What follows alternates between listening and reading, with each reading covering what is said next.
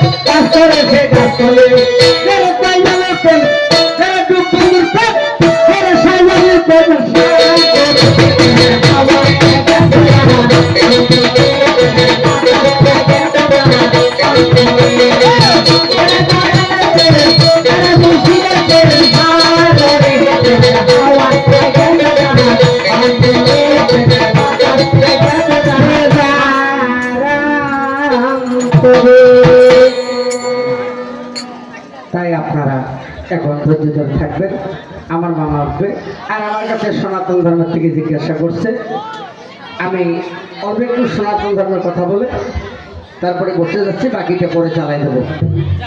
কারণ সনাতন ধর্মের অনেক ভক্ত কাকা বাবু আসছে, অথবা মা দিদিরা আসছে। আজকে দুইটা প্রশ্ন করছে, যে দুইটা প্রশ্ন করছে আপনারা হয়তো জানেন। এই প্রশ্ন দুইটা যদি ফার্স্ট টু লাস্ট বলা যায় তাহলে মোটামুটি ঘন্টা 3 সময় লাগে। এই যে শাখার কথা বলছে, এই শাখার জন্মটা কোথায়, এই সিঁদুরের জন্ম কোথায়, এটা যদি বলতে যাই 3 ঘন্টা সময় লাগবে। রফিকুল মিয়া, তুমি তাড়াতাড়ি চা ফাটে দাও। তবে আমি আগে সিঁদুরটা বলি, উয়ের মধ্যে এবার ওইদিকে একটু অল্পনা যাবো চলে। তাই আপনারা শোনেন ছোট্ট একটি কথা, আজকে না বললে তো হয় না, বলাও লাগে। সত্য তেথা দাপন করি। ও ভাই, আমার তো সময় এত আসল না, হই করতে গেলে তোমার সময় মিলে আমার সামনে এত কথা বলে একটু বুঝবেন। আজকে মন্ত্রীদের পালানসি দেখছেন, ওনারা যে সনাতন ধর্মের কয়েকটা আছে মা বোন কোন টাকাটা আগছে, তোমরা এত স্ট্যান্ডার্ড কাছে রাখেন। না কেসারের মধ্যে একটু ভাগ আছে, তো তোমাকে একটু স্থান দেওয়া ফেলা হলো। হিন্দুদের মধ্যে দেখবে রামায়ণ, ভাগবত, গীতা, কাকচরিত্র, নাটক, সংবাদ, কালিকা পুরাণ, স্বরাবলী, ষড়যন্ত্র, বাইবেল, বেদ, পুরাণ, 14খানা শাস্ত্র, 16 নাম 32 অক্ষর। আজকে এগুলো যদি আমরা বলতে যাই, যেখানে সনাতন ধর্মের সংখ্যা বেশি থাকে সেখানে এই পালাগুলো গাওয়ার মধ্যে মজা লাগে, ইন্টারেস্ট লাগে। সনাতন ধর্মের মধ্যে যে কোনো কাহিনী গাবে দেখবেন ওদের মধ্যে কথা বলে না, চুপচাপ থাকে। আর আমার মুসলমানের মধ্যে যদি হাদিস, দলিল, কোরআনের কথা হয়, ওরা রামায়ণ, মহাভারত পাঠ করা শুরু করে। বুঝছেন কেমন? যখন এই পালা শুরু যেত আমরা খেলাই বুঝে তোর ভাতাঙ্গা মেনু সেরি আনি দেওয়া, ঈদের দিনের কথা আনে নাই। ভাই বেড়া ছড়া কি এত করছো, শাড়ির দিনে ঝগড়া করছো, ওরা শাড়িকে নাকি দেয়। কারণ কথাটা হলো মা, স্বামীর যদি মানুষ না চলে, ওই স্বামীর যদি একটা বড় আবেদন করা হয়, তাহলে তোমার মনে আশা মনে থাকবে, আশাটা পূরণ হবে না। যে জিনিসটা আনতে পারবে সেই জিনিসটার আশা করতে হবে, আর স্বামী যেটা দিয়ে আনি দিবে ওটাতেই সন্তুষ্ট থাকা হবে। সেই হলো স্বামী ভক্ত নারী। তোমরা যা শুরু করছেন, একটা কথা শোনো, সনাতন ধর্মের মধ্যে কি বলছে? নারদ মুনি নারায়ণকে বলে, নারায়ণ হে মহাপ্রভু তুমি কোথায় থাকো? এটা সনাতন ধর্মের মধ্যে জিজ্ঞেস করবেন যে কৃষ্ণ তুমি কোথায় থাকো? কৃষ্ণ হলে নারদ কয়, এটা কেমন কথা?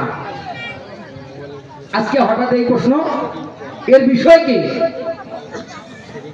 বলে প্রভু এর বিষয়টা ছোট্ট, এটা কথা আমি জানতে চাই, আপনি কোথায় থাকেন? বলে আবার এই কথা, আমি কোথায় থাকি মানে? বলে হ্যাঁ, তোমার নির্দিষ্ট ঠিকানা কোথায়? যদি তুমি নির্দিষ্ট ঠিকানা বলো, দেখো গিয়া এই ভক্তরা সারা জায়গায় যাবে না, ওইটা পেরেশানি হইয়া। নির্দিষ্ট ঠিকানা কোথায় আছে বলো, তাহলে তোমার এই ভক্ত মন্ডলী তোমার আর পেরেশানি হবে না, সেই নির্দিষ্ট ঠিকানায় যাবে। বলে কারণটা?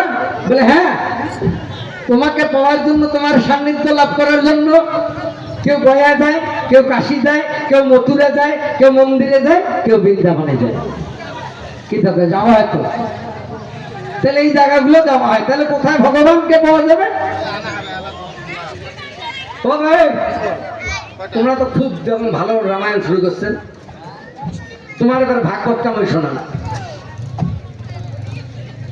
একটা মুসলমানের নারী কথা আল্লাহ কোটে, আল্লাহ পাবার গেলে কোটে যাওয়া হবে।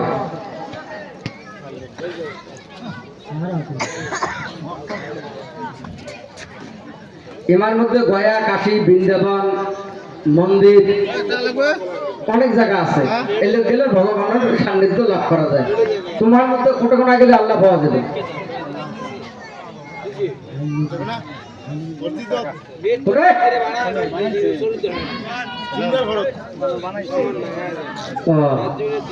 এখন তো ভালো গন্ডগোল করবে দেখছি, ব্যাটারি শেষ।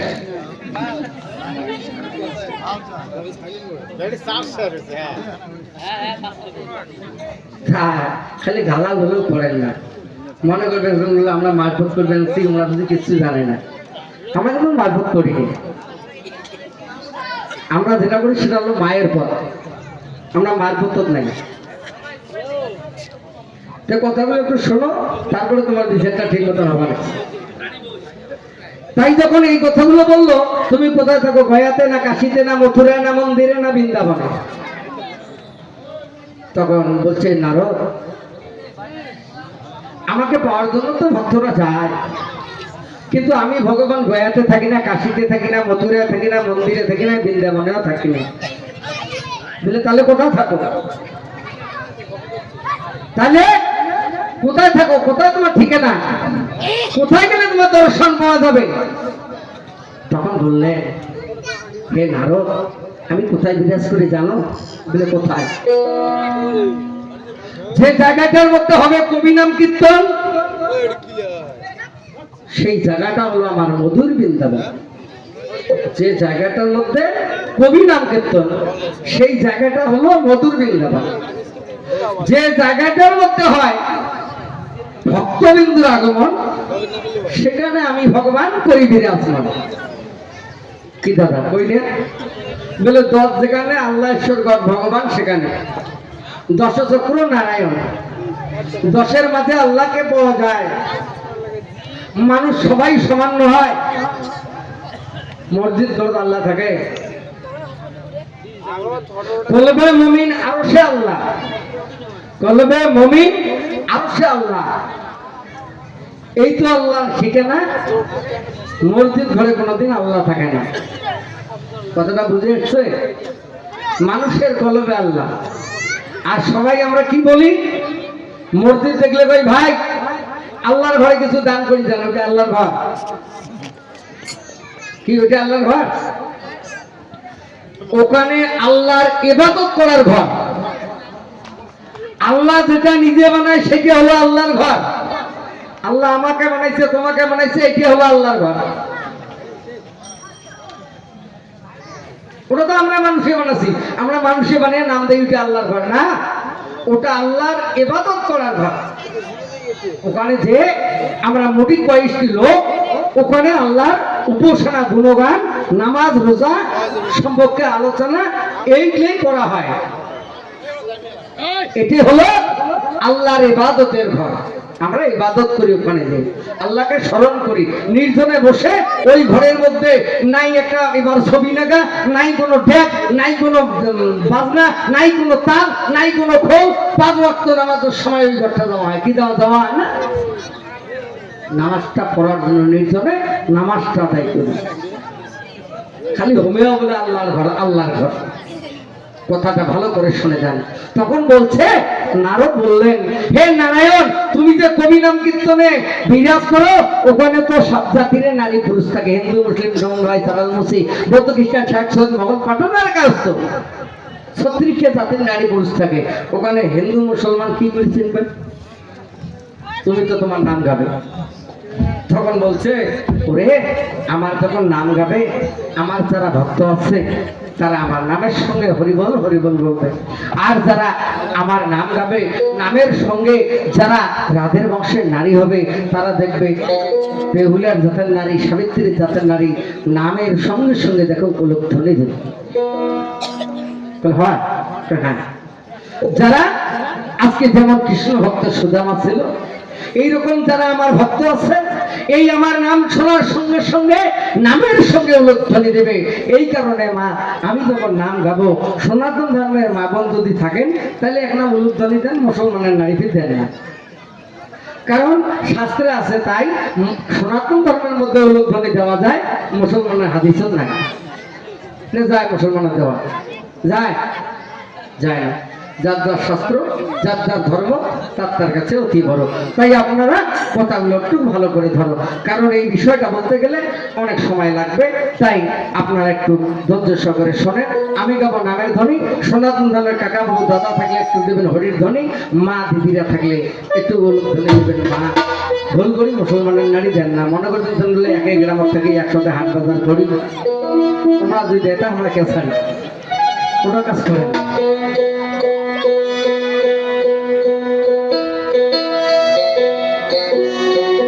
এর মধ্যে বোঝা যাবে কতটুক সনাতন ধর্মের নারী আছে, কতটুক সনাতন ধর্মের পুরুষ আছে। নাহলে পালাটাই চালিয়ে যাব, কারণ এক স্টেজে 2টে পালা কাপড় গেলে খুব সমস্যা হয়ে যায়। আপনারা ধৈর্য সহকারে শুনলে একটা পালার নালে ইন্টারেস্টটা কমে যায়। আজকে 12টায়, রাত্রি 12টায় 20 মিনিট হয়ে গেছে, কারণ সময় খুবই সংকীর্ণ, মানুষের কাজ কামের ঝামেলা, এমন কাউ নিবেছে না বর্তমান কামলা। বলে ভাই মাইকে সবাই ভয় বেরিয়ে যায়। তাই আপনারা চেষ্টা করো একটু কথাগুলো ধরো। তাই ভগবান শ্রীকৃষ্ণ বলছে, জয় জয় রাধা গোবিন্দ প্রেমানন্দ হরি বল।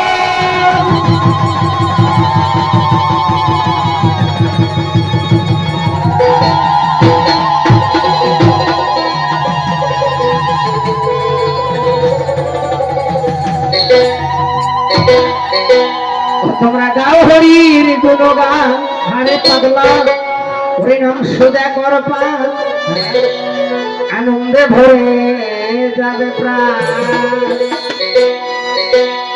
ওরে আনন্দে ভরে যাবে প্রাণকে ভাই রে আনন্দে ভরে উঠবে প্রাণ